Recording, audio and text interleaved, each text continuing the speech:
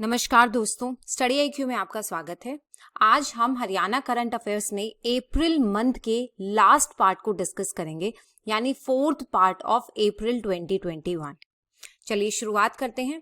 अगर आपको इस वीडियो की पीडीएफ चाहिए तो आप मुझे टेलीग्राम चैनल पे फॉलो कर सकते हैं। देखिए, एक बार शुरुआत करने से पहले एक छोटी सी करेक्शन है।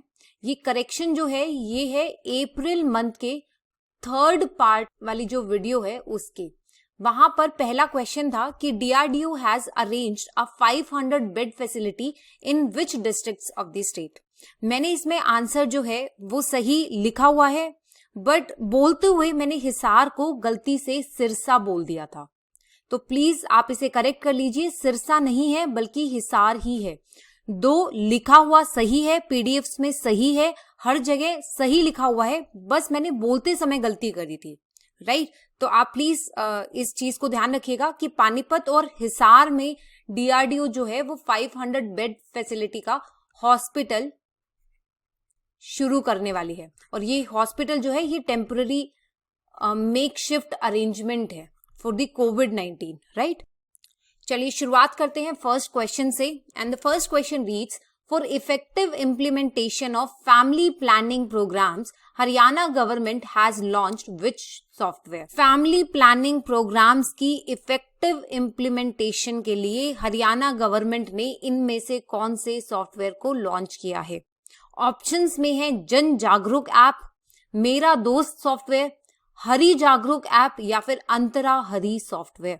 तो इसका सही जवाब है अंतरा हरी सॉफ्टवेयर, जो कि एक वेब बेस्ड एप्लीकेशन है जिसमें जो लोग इंट्रा वैक्सीन कॉन्ट्रासेप्टिव्स को यूज कर रहे हैं ना, उनको टाइमली नोटिफिकेशंस दी जाएंगी, राइट। तो ये जो सॉफ्टवेयर है इसे लॉन्च किया गया है फैमिली प्लानिंग प्रोग्राम्स को प्रॉपरली इंप्लीमेंट करने के लिए।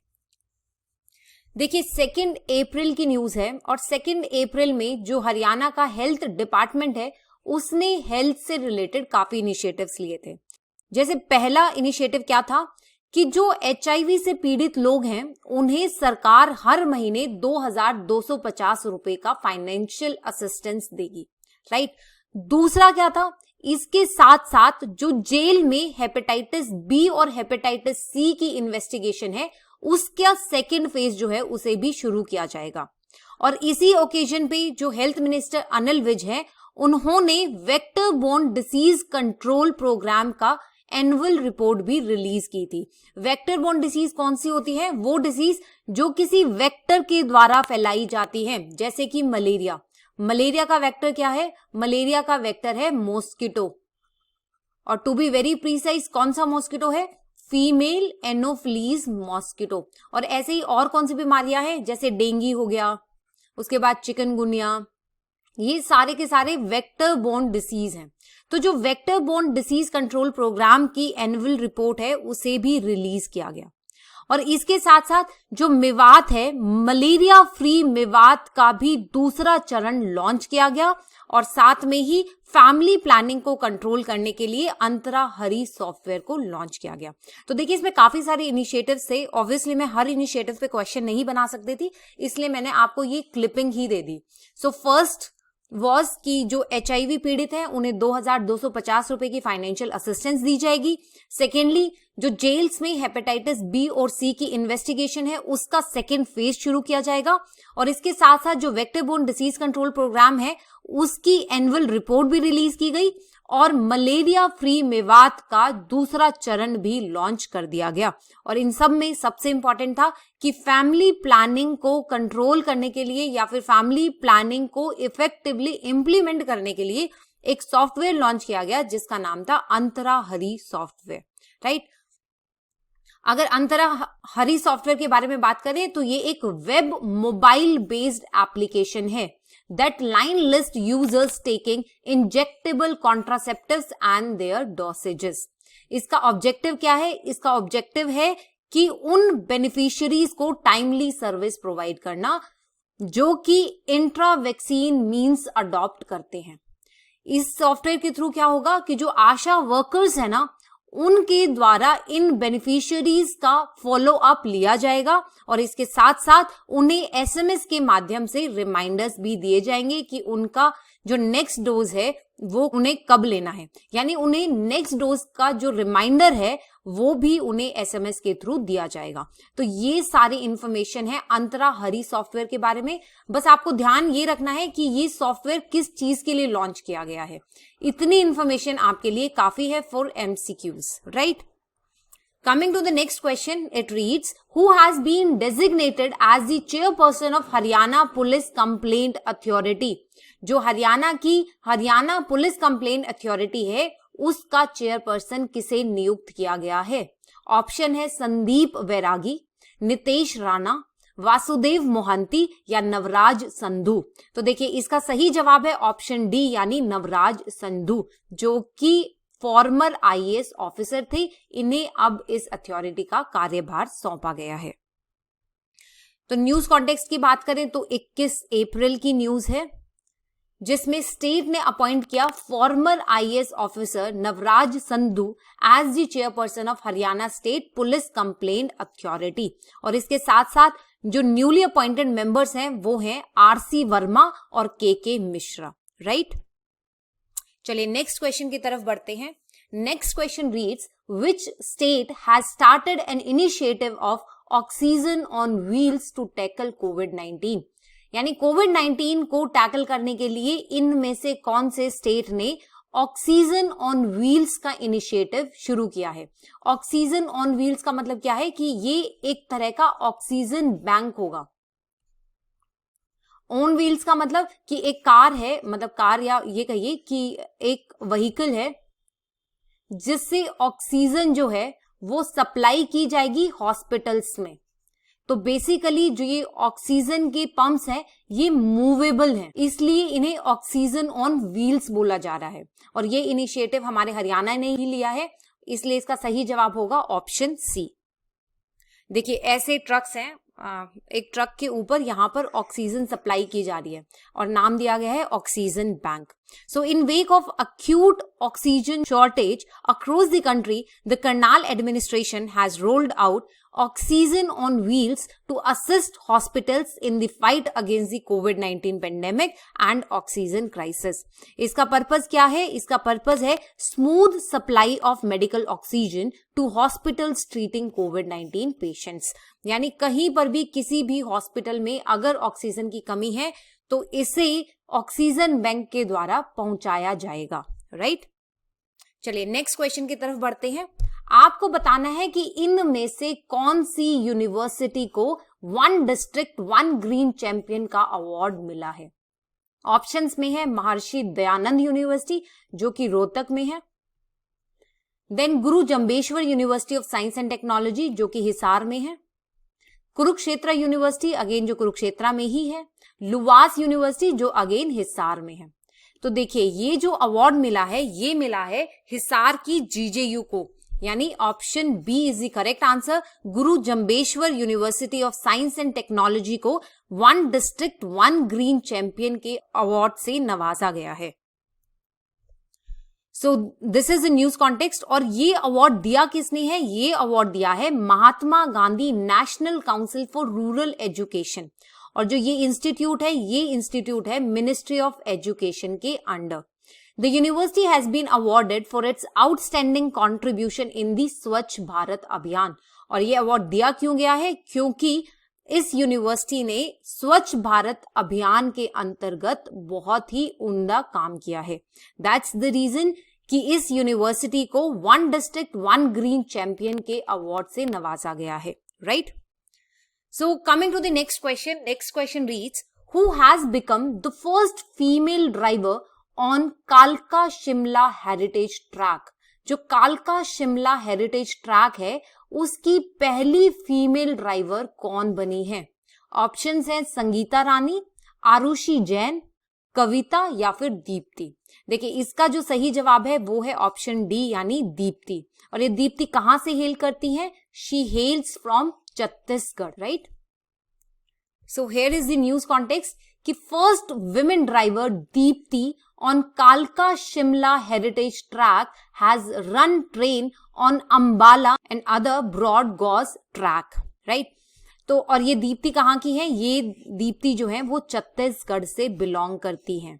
यानी अब दीप्ति जो है वो कालका से शिमला तक जो टॉय ट्रेन है उन्हें रन करेगी for a stretch of 96 kilometre spiral track.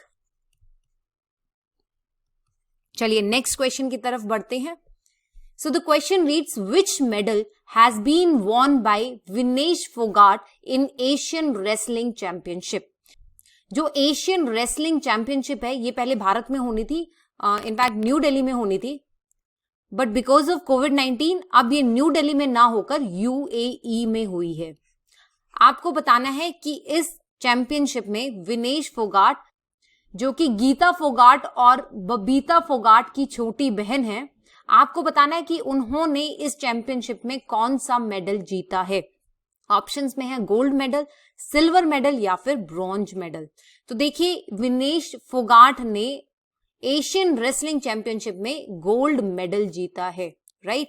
और ये कहां की रहने वाली है, ये चरखी दादरी में एक गांव है बराली, ये वहां की रहने वाली है, राइट। देखिए पहले क्योंकि चरखी दादरी जो है वो न्यूएस्ट डिस्ट्रिक्ट है, तो काफी बुक्स में ये होगा कि जो गीता फोगाट, बबीता फोगाट या विनेश फोगाट हैं वो सब भिवानी से बिलोंग करती हैं, but in actual they belong to Charkhi Dadri, right. In fact जो विनेश फोगाट है वो ओलंपिक्स के लिए भी क्वालिफाई कर चुकी हैं, यानी टोक्यो 2021 के जो ओलंपिक्स होने वाली हैं उसमें विनेश फोगाट जो है वो रेसलिंग से इंडिया को रिप्रेजेंट भी करेंगे, राइट। इनके साथ साथ जो अंशु मलिक है और दिव्या ककरन है उन्होंने भी गोल्ड मेडल जीता है।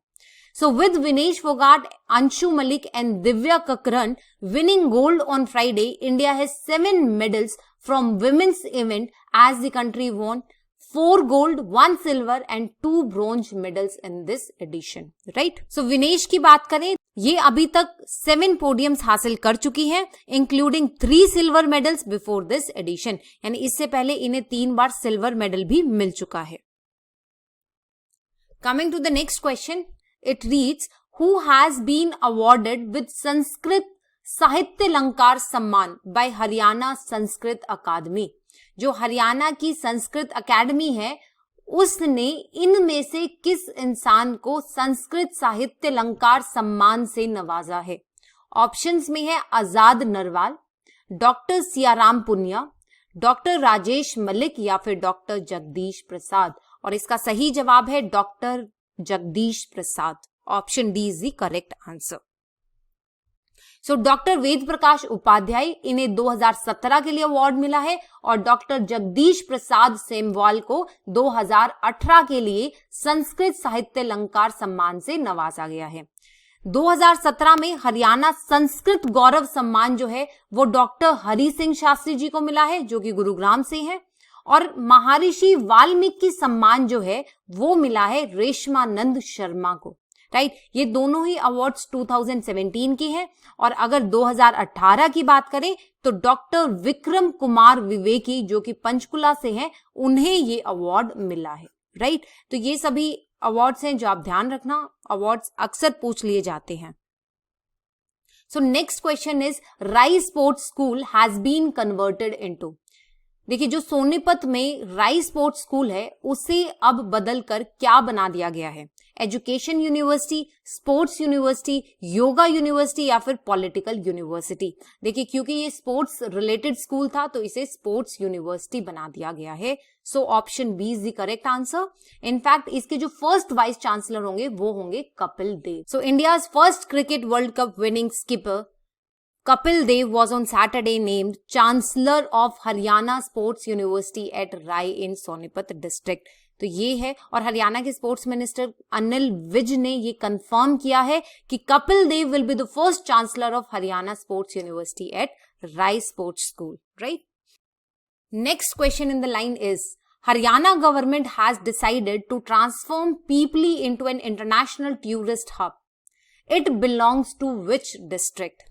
हाल ही में जो पीपली है उससे हरियाणा सरकार एक इंटरनेशनल टूरिस्ट हब की तरह प्रोजेक्ट करना चाहती है।